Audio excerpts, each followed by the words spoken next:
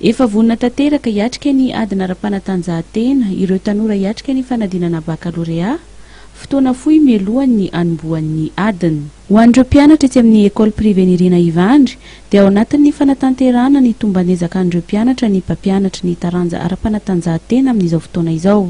Ao anaty préparation tanteraka izay izao efa tratrany ankizy daholo izany izao performance amin'ny bac satria somary mafimafy ny rythme manaina nomboka tany amin'ny premier trimestre dia androany izao izay manao ny évaluation de test nataonay tamin'ny herinandro dia mirenforcer fotsiny izay dia assurenay izany fa mahazo menina daholo ny ankizinay amin'ny EPS bac.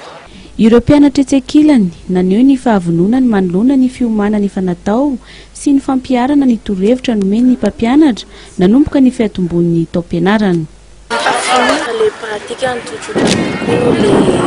les théories zany. Efa manao fanomanana foana isan'andro dia efa fony.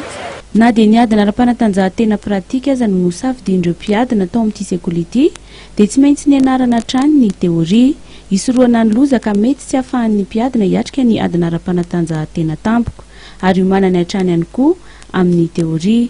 Marina fa ity prof de PS eto amin'ny école privée Nirina Ivandry ity dia isan'ny atleta malagasy nanana ny lanjany teo amin'izay taranja izay.